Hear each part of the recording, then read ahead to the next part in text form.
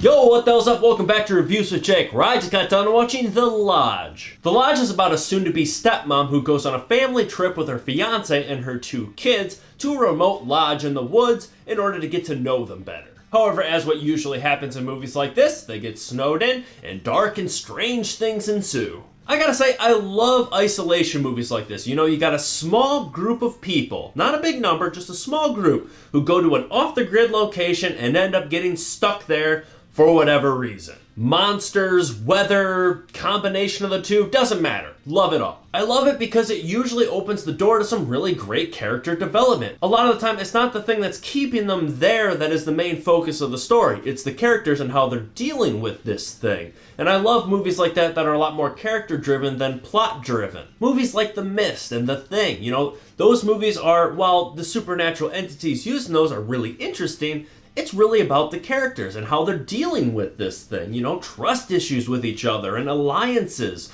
and how they're solving it. Like, there's so many different layers to that you can explore. I'll take that any day over a slasher movie where you got Jason and Michael just plowing through a bunch of no-names. While that's wildly entertaining, I always prefer greater character work. Now, despite all the glowing things I said about this genre, I was not hearing equal things about this movie in particular. Which is a bummer for a few reasons. One, that I heard anything, which I try to avoid by seeing and reviewing movies right off the bat. I like to go in fresh. I don't want anyone else's opinion to change my own. And 2, because, well, they were bad things I was hearing, which is a bummer to hear about a movie like this. But I was ready to be proven wrong. And thankfully I was, to a certain degree. I mean, for starters, this movie was very well directed and crafted. The production value in this movie was top shelf stuff, starting with the cinematography and the visuals, which were fantastic. Just really well lit sequences in this cabin that just made it look so eerie and dark and brooding. The color palette here was actually kind of the polar opposite of what Extraction had last week, which was really cool temps, which just really sold the cold, isolated, just barren feel that this movie had. From start to finish, this movie looks and sounds fantastic. And then for the first 15 minutes of the movie, I was genuinely thinking that I was watching the wrong movie because of all the crappy things I was hearing about it. But this movie had me hooked. I was engaged in this movie, but then after like 15 minutes, it tripped for the first time, and then kind of tripped a little bit later, and then it tripped again, and it was just kind of like a slow fall that they never really regained their balance from. Don't get me wrong, I still stand by everything I said about the production value. Like, it still looked and sounded great, even though the plot itself was kind of slowly, gradually going down into the depths of mediocrity. The first thing to note, plot-wise, is, well, the movie was pretty damn boring, which I can forgive a boring movie if you're actually building up the characters. Like, I'm used to slow burn movies. They're fine if they work, but this movie's characters were not building toward anything that was keeping me very zeroed in. I think the biggest reason for that was because, well, these characters made just the worst decisions imaginable. And I get it, you know, the horror genre is just kind of infamous for that why would you go in there? Why would you do this? Why would you do that? I mean, horror movie characters are stupid, so when you turn one on, you kind of have to turn your logic down a few notches, and that's fine, I get that. But this movie makes it just borderline impossible to do that. Now, unfortunately, it's impossible for me to give too many examples because most of these very, very glaring mistakes and decisions that they made are very plot heavy, so I have to kind of tiptoe around it. But let's just say, for comparison's sake, there was way more often than once while watching this movie that I thought of the scene in The Dark Knight with the exchange between Lucius Fox and the guy who wants to blackmail Bruce Wayne for the identity of Batman. Where essentially Lucius Fox says, "So you mean to tell me your plan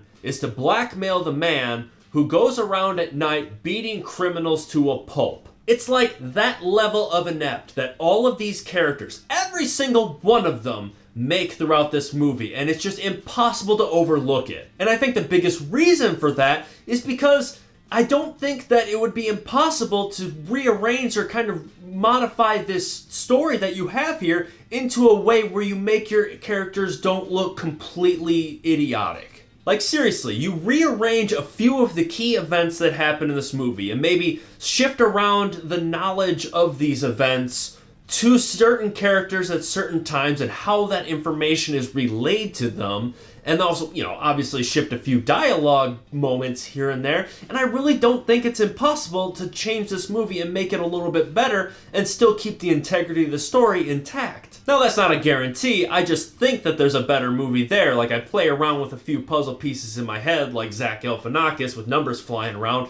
I think it's possible. And for that, I just can't overlook the fact that these characters are freaking dumb. Now, the other big glaring con that I had with this movie was the fact that it felt very, very derivative and unoriginal. There were so many elements from other similar horror films that were kind of taken and just kind of picked off and put into this movie that it just didn't really feel like its own thing. The biggest, most obvious, and noteworthy of which being Hereditary. There's a dollhouse and a doll version of all the characters in this movie similar to Hereditary, and it is a crucial plot point. And supposedly I read somewhere that the filmmakers for this were making this movie and filming it before Hereditary came out, so we didn't copy, but, I don't know about all that. And even if that's the case, well, tough. That's just kind of the world, unfortunately. The whole Ricky Bobby, if you're not first, you're last thing, that's just, you gotta get there first. And even if you disregard the Hereditary parallels, there are plenty of other ones you can pick from.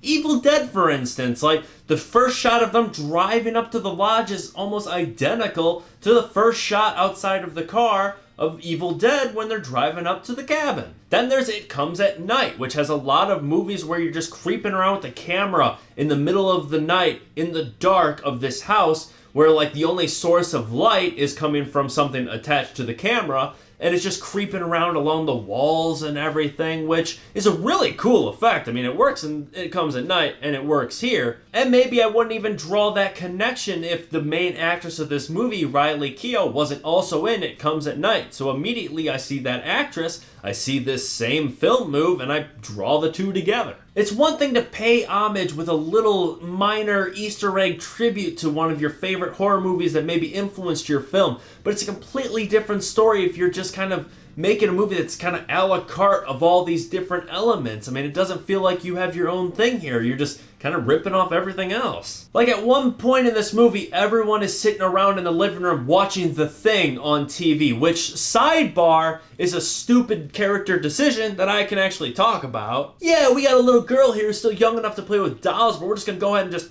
just pop in probably the most famous messed up body horror movie of all time, which takes place in a remote, isolated place in winter, like, oh, here. I'm sure Dad's gonna really enjoy paying for those therapy bills once she starts to imagine her dolls' heads exploding and becoming death monsters. But I digress. Anyway, they're watching The Thing, and it's literally queued up to a moment where, like, a character says something about, like, oh, it could be cabin fever or something like that. And I'm like, Jesus, that's a little on the nose, right? Like, he may as well have just turned to the camera and been like, you get it?